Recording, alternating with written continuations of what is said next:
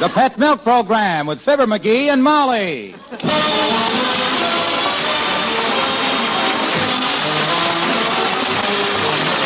The first evaporated milk, Pet Milk, presents Fibber McGee and Molly with Bill Thompson, Gail Gordon, Arthur Q. Bryan, Dick LeGrand, Ken Christie, and me, Harlow Wilcox. The show is written by Phil Leslie and Keith Fowler and directed by Max Hutto with music by the King's Men and Billy Mills Orchestra.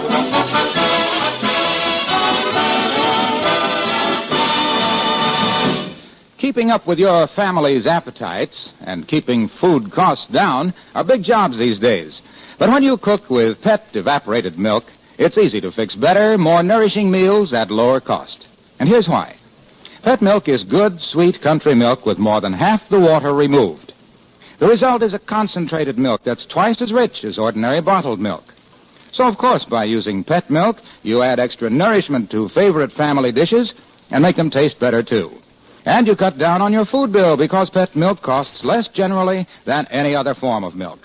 Is it any wonder that Pet milk is the first choice of good cooks? If you haven't already discovered how extra delicious, extra nourishing Pet milk can make your favorite foods taste, try it tomorrow. Ask your grocer for Pet milk, the first evaporated milk.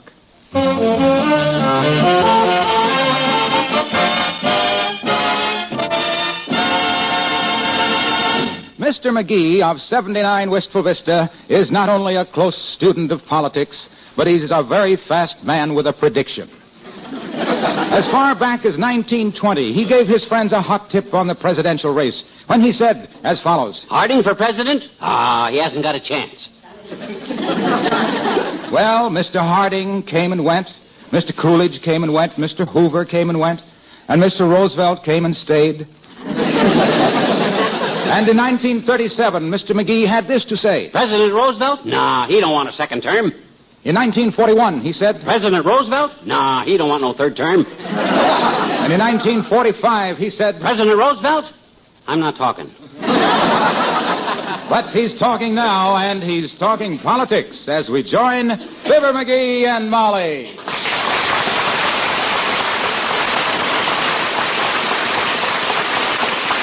This is it, Molly. This is it. It's happened at last. I got it this morning. Boy, oh, boy, oh, boy, oh, boy. Well, what is it? What have you got? Are you sick?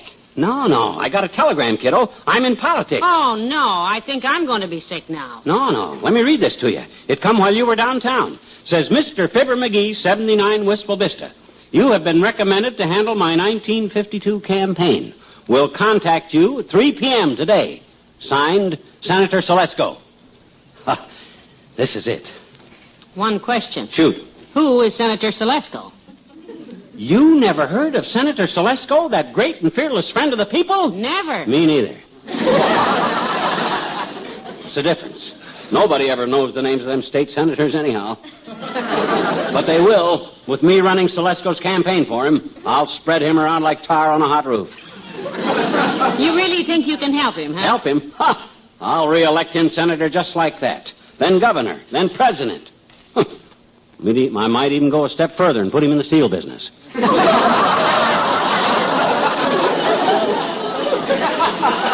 Well, you certainly make everything sound mighty simple. Well, the minute that telegram come, my brain started clicking out ideas. I'm going to organize a big rally for tomorrow night. Line up the City Hall crowd. Call Kramer's drugstore and order cigars. Cigars? Yep. Going to get a few boxes of alfalfa Coronas for passing out. You certainly picked the right cigars. Anybody who smokes those things is sure to pass out. No, I meant I'm going to hand them out to the voters, you see, and get them in line. Come in. Well, good morning, Dr. Gamble. Good morning, my dear. And a slight tilt of the head to you, faded face. Hi, stumble stomach. For once, I'm glad to see you, boy. I got a proposition to make to all the big men in Wistful Vista, and you're about the biggest. Thank you. In fact, you looked like you went to the races, came home in a barrel, and then put some clothes on over it.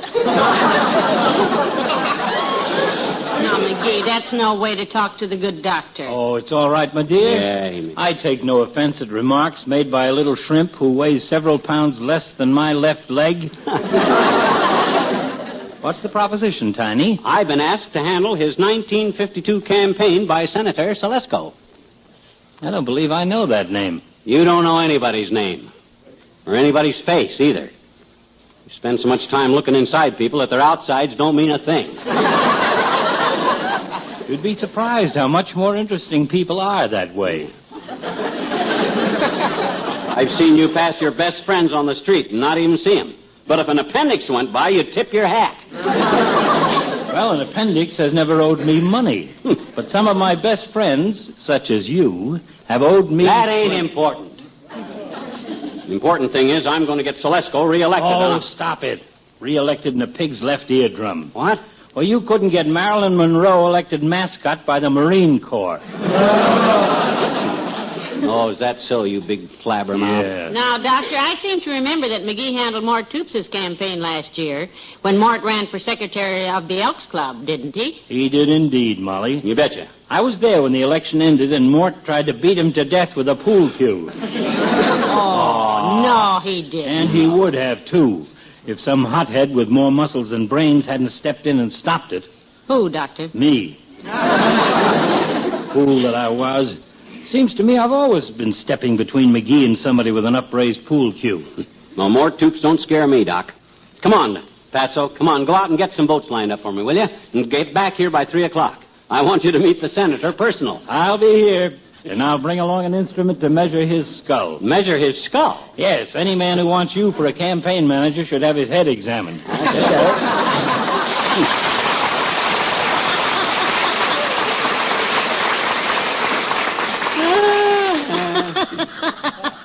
Fat lot he knows about politics.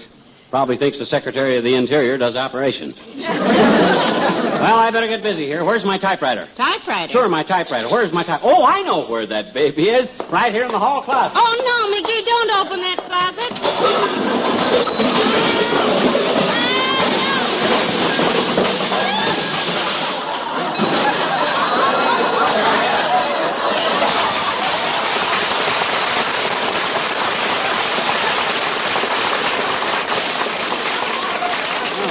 I don't. Oh, I remember now. I haven't got a typewriter. Billy Mills presents a number written by George M. Cohan in 1906, Popularity, featuring Buddy Cole at the piano.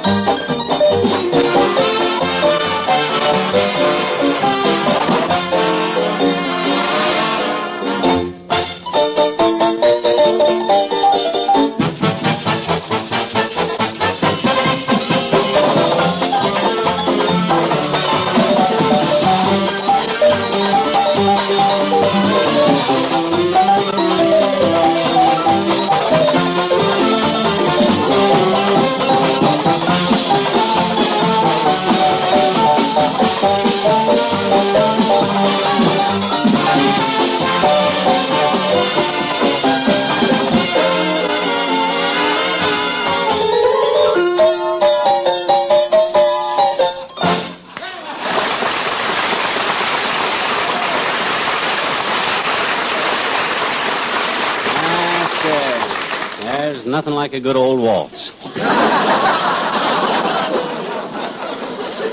sure. Well, let me see now. I got the banners ordered. Mort Toops is looking for a place to hold the rally tomorrow night. Oh, I know what I want to do next. Order some buttons. Buttons? Yep, I want to get a price on 10,000 red, white, and blue buttons that say, "Let's go with Celesco." And one medium brown button that don't say anything. What's the brown one for? The top of my vest. I popped it off just thinking about what a big man I'll be when... Hand me the phone. Here you are. Thanks. Hello, operator. Give me the Atterbury Button Company. George, is that you, Mert? Oh, dear. How's every little thing, Myrtle? Tis, eh? What's say, Mert? Your cousin Frank had an argument with his wife at bedtime, went downstairs and blew his head off. Oh, how dreadful. What caused the argument? A glass of beer. He took it upstairs, got into bed, and started to blow the head off it. His wife said it might get on the blanket, so he went downstairs and blew his head off.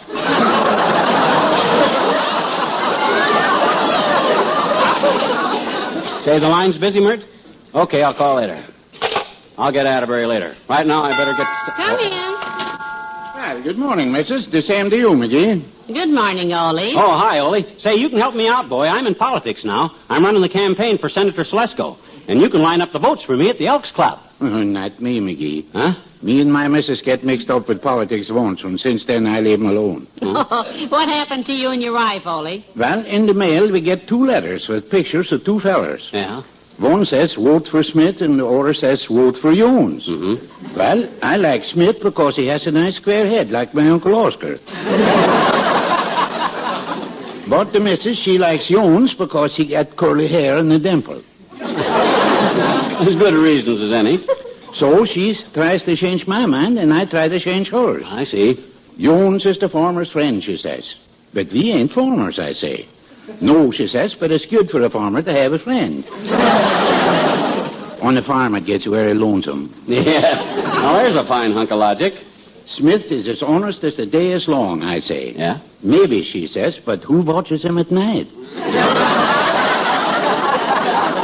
Well, that's not a bad argument. Oh, it's got to be very unhandy, missus.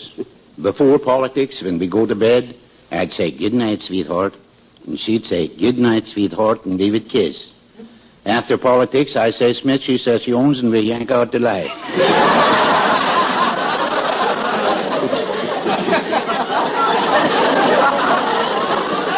Well, how did it all work out, Ole? Well, finally comes election day, and we vote. I say, if Smith don't win, you can give me a swift kick. And the missus say, if Jones don't win, you can give me one. Well, who won? A fella named Joe Hibbert. So, me and the missus, we kick each other and live happy ever after. So long, don't you?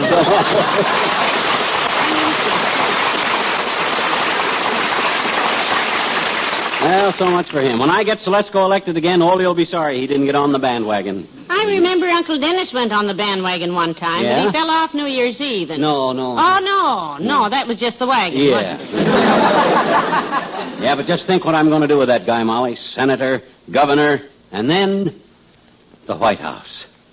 And when I move Celesco in there, Tootsie, you and I move in with him. Oh, won't that be cozy? I'll say, you know what's the first thing I'll do after we're in the White House? What? Paint it blue. Paint it blue? Always been my favorite color. It'll be just like that song we used to sing. Just Molly and me, and Celesco makes 3. We're happy in my blue White House.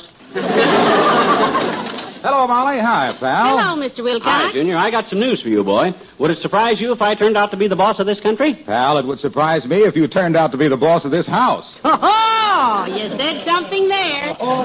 This is politics I'm talking about, Junior. I just been made campaign manager for Senator Celesco. May we count on your vote? Well, I don't know. I like to be on the winning side, pal. I always vote for the strongest candidate. Well, how can you be sure which candidate is the strongest? Oh, that's easy. I merely find out which one was a pet milk baby. Plenty of pet milk babies hold public office today. Yeah? And you can always tell which ones they are, too. Sure you can. Just look around Washington, and if it wears a diaper, it's a baby. No. I mean, after they're grown up, they hold office, Molly. Oh. You know how to tell which ones were raised on, Pet? No, how do you tell that? Well, look, let's suppose that we're at a meeting of the Senate right now. Mm-hmm. Every single senator is there, all 96 of them. All at once? Oh, that'll be the day, all right. All right, now, one senator is making a speech and the others are listening. Yeah? 7 hours he's been speaking. Boy. But he shows no signs of tiring. He's got endurance. So he's the pet milk baby, huh? No, the other 95 are. Huh? It takes endurance to make a 7-hour speech, of course, but it takes more endurance to listen to one. Here, here. Do you realize that if it wasn't for Pet, this country might not have any politicians at all? Well, how do you figure that, Mr. Wilcox? Well, Molly, many years ago, people were divided in their views about pet milk. They were? Yes. Some thought you should be conservative and buy it by the can. They did? Yes. Others thought you should go further and buy it by the crate. Well, the argument went on and on and on and on, and finally the two groups became political parties. You don't mean... Yes, the Republicans and the Democrats. Goodbye now.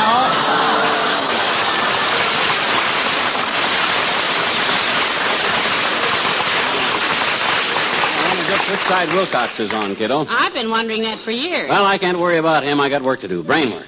To be a success in politics, kiddo, you got to think fast. You can do it. Well, I always have. They still talk about the fast thinking I done in the courtroom the time I won the case of the vase back in Peoria. I never heard about that. I never told you about the platter of fudge and the pudgy judge and the stolen vase case in Peoria? You never did. Well, sit down, baby, and I will. You see, Bud Mudge was our local judge, and old pudgy Judge Mudge loved fudge. Well, who doesn't? I handled a case for a guy named Pace, charged with stealing the vase from the Grace Vase Works. And when Grace waved the vase in the judge's face, you could see Pace's case was shaky. It looked bad, did it? Well, I could see Judge Mudge had some kind of grudge, but I judged the judge was just hungry. So in court, I trudged with a platter of fudge, went up to the judge, gave him a nudge, and I won me the case of Grace versus Pace just by bringing old Judge Mudge fudge.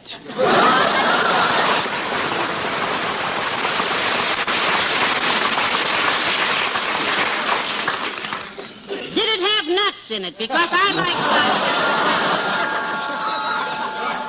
Hold it, Molly. Another voter, I think. Come in. Hello there, kids. Hi, daughter. Hi, Johnny. Hello, Mr. Oldtimer. Hi, old-timer. How are you going to vote for senator this year? Same way I always do, Johnny. Yeah? Just walk in the booth, grab me a ballot, mark a big X onto it, take the $5, go to the next precinct. No! He means who you're voting for, Mr. Yeah, I'm in Oldtimer. politics this year, old-timer. Handling the campaign to keep Senator Selesco in office and off the streets. Because an out-of-work senator... Well, now, politics is a fascinating game, kids. Yeah? Used to be in it myself. Matter of fact, I was elected judge at one time in the town of Buzzard Notch out west. Oh, that must have been quite an honor, Mr. Oldtimer, being a judge. What were your qualifications? Well, the judge had to sit behind a big wooden desk with a gavel in his hand. Yeah? Buzzard Notch was a hard-drinking town, and I was the only man who stayed sober enough to hit that desk with a gavel. I could do it 2 times out of 3. Buzzard Notch must have been a pretty rugged town. Oh, it sure was, Johnny. Yeah? Sort of a shooting gallery with sidewalks. He had plenty of tough hombres, but the toughest was Cactus Jack. Cactus Jack. One day he was strolling down the street, and the Beasley boys snuck up and put 57 bullets in him. And that was the end of Cactus Jack. Nope, the Beasley boys wasn't his social equal, so he just ignored them and went on strolling. Then a week later, he died of thirst. Died of thirst? Yep, on account of them 57 holes in him. When he took a drink, all the water leaked out. How long did you work as judge there? Well, quite a spell, daughter. Then a stranger rode in town one day gunning for a bandit. Yeah? Said the bandit raided his gold mine and headed into town. Wanted my help. Could he describe the bandit all right? Not too good, daughter. Only saw him from a distance, said he was wearing a hat with a silver band and riding a pinto pony. Well, did you ever catch the crook? Nope. After I talked to the stranger, I went home, put on my hat with a silver band, climbed out of my pinto pony, and hightailed it out of town. So long, kids.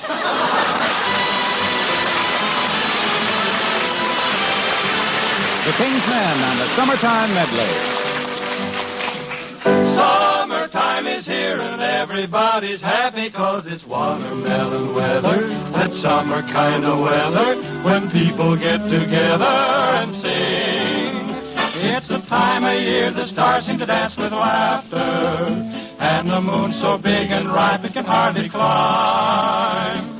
So why don't you meander to your best girl's veranda and sorta kinda hand her the ring? For it's the sweetheart kissing season, the world's in rhyme when it's watermelon, watermelon time. Cuckoo singing his heart out, robin raising a din. What is so rare as June in the air? Summer is a-comin' in. Old man going out fishing, putting worms in a tin. Look at him go, so easy and slow. Summer is a-comin' in. What's all the hurly-burly? Hurly-burly. There's a noise that's mighty queer. What's that I hear? Can it be that school's out early? Could it be laughter I hear? Feel a strange kind of stirring. Something's bound to begin.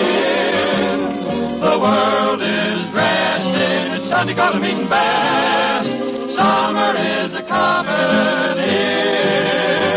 That sweetheart kissing season, the world is all in rhyme. Well, it's watermelon, watermelon, watermelon, watermelon, sweet watermelon time.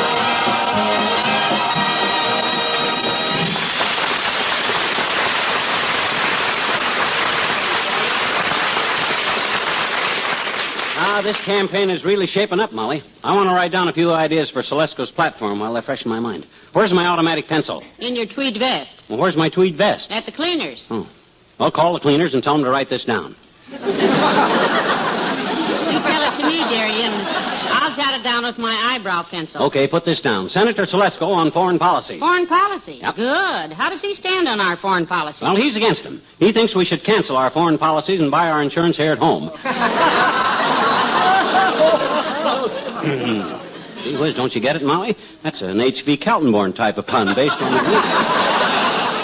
Ain't funny, McGee. Ain't? That's odd. I fractured him with that gag when Coolidge was running. Everybody laughed but him. And he... That ought to be La Trivia or Doc Gamble because they're both... Come in. Oh, it's His Honor the Mayor. Hello, Mr. Mayor. Good afternoon, Molly. Hello, McGee. Hi, La Trivia. I'm glad you could get here, boy. You're one of the lucky few that I, as campaign manager, have chose to meet our own beloved Senator Celesko. Aren't I the lucky one? Wait till you hear the platform I got for Celesko. First thing I'm going to have him do is cut down government spending. Great. How's he going to do that, dearie? Very simple. Chop down taxes, that's all. If the government ain't got it, they can't spend it, can they? Oh, you dreamer, you. You happy, foolish dreamer. Well, you hear the rest of the platform. You'll be glad to hop on the bandwagon then. Oh, hop on the bandwagon. Say, Mr. Mayor, what does that expression mean? All you politicians talk about hopping on the bandwagon. Can you explain it to me? Well, I think so, Molly. Look, let us say that I have a friend who has hated me for years. Yes? Now, this friend has planted so many knives in my back that I can't even button my overcoat. A close friend. Yes. This friend of mine is at the beach one day, and he sees me fall off the pier into 50 feet of water. Now, what does he do? He jumps in after you. Oh, no, not him. Oh? He sits down on the pier, slings mud at me, and throws brickbats at my head every time it shows above water. Oh, dear. I finally go down for the 14th time, but when I come up this time, I'm holding a large chest full of pirate gold that I found below. Oh, then what? Well, I'm almost drowned, but I drag the gold ashore and haul it up on the sand. And then, when I'm safely out of the water, my friend rushes over, throws his arms around me, and says, "Homer, old friend, let me help you carry that heavy gold up to my house, old pal." That is called hopping on the bandwagon. Well,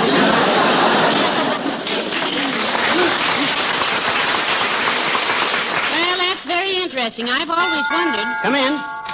Hello there, Mr. Wimple. Oh, hi, Wimp. Hello, folks. Hi, Wallace. I was out in my bird book, bird watching, Mrs. McGee, and guess what I saw on your front porch? A bird. Well, you'll hear a lot of goes when the campaign speeches start, Mr. Wimple. Oh, this was a very rare bird, Mrs. McGee. A genuine eagle-beaked omelet bird. Fascinating.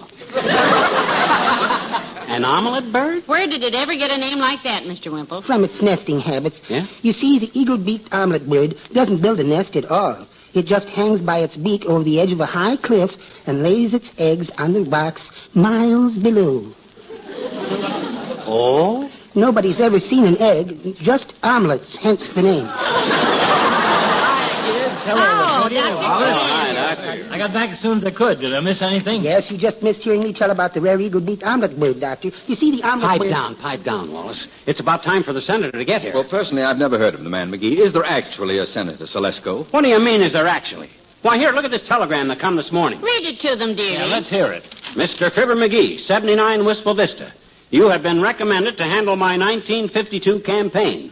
We'll contact you today at 3 p.m. Signed, Senator Selesco. Well, if it was anybody but you, McGee, I'd say that this was some... This is him. Now, quiet, everybody. Come on to the door with me, Molly. My goodness, a real senator. This is exciting. Hello, are you Mr. McGee? Well, that's me, all right, and this is my wife, Molly. Molly, this is the senator himself. How do you do, I'm sure? We got your wire, Senator, and I already started your campaign rolling. Good. But you don't need to call me Senator, Mr. McGee. Well, I don't know your first name. The telegram was just signed plain Senator Selesco, so I didn't know what... Senator Selesco? Yeah.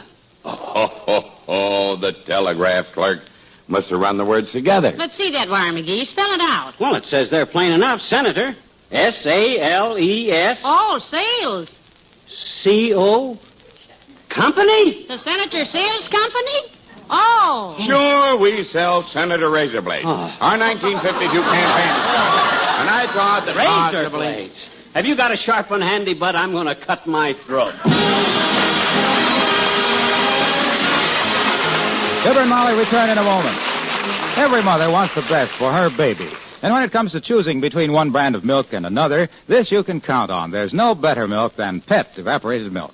No other milk you can buy is easier for your baby to digest than Pet milk. No other milk is safer than Pet milk. And no other milk in the world can do more for your baby than Pet milk can. You see, Pet milk has a combination of milk minerals and vitamin D that a baby must have in order to make good, steady growth and have strong, straight bones and sound teeth. And every can of Pet milk has the important seal of acceptance of the Council on Foods and Nutrition of the American Medical Association. Not every milk merits that important seal. So, if your baby is a bottle baby, you can be sure you're doing the right thing when you give him Pet milk, the first evaporated milk, the first food for millions of sturdy, happy babies.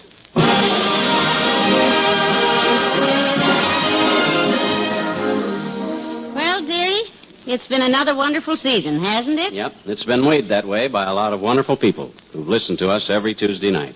Thanks so much to all of you. It's time for us to leave you again for the summer. But we're leaving you in good hands, as an old friend of ours and an old favorite of yours is bringing you his Truth or Consequences. He's right here with us, Mr. Ralph Edwards. Thank you, Fibber McGee and Molly. All I can say is I hope I can bring them as much fun this summer as you've brought them all these years. How many years? Oh, I don't know, Molly, about 15? I'm sorry, sir. That's a very good try, but it's not the truth, so you'll have to take the consequences. What are the consequences? You'll have to stand right here by this micronome every Tuesday night at the same time, all summer long, for Pet milk. I'll do that, Fibber, starting next Tuesday. Oh, swell, Ralph. We'll be listening. Thank you. Well, Molly, I guess that wraps it up, huh? Just one more word to our friends, dearie. Don't go away. We'll be back in the fall. So watch for us. Good night. Good night, all. Sometimes a woman believes she must try not to become the proverbial mother-in-law. What happens when a devoted mother thinks she is doing the right thing by refusing to help her son save his career as well as his marriage is told in the Story of the Week on Pet Milk's Mary Lee Taylor program next Saturday morning. Together with this story of modern marriage, you'll hear Mary Lee Taylor's recipe of the week for Double Fudge Sundae, a new easy way to make a favorite summertime dessert more delicious than ever. Tune in sure next Saturday morning to NBC for the big double feature Mary Lee Taylor program. Tonight, hear What's My Line on NBC.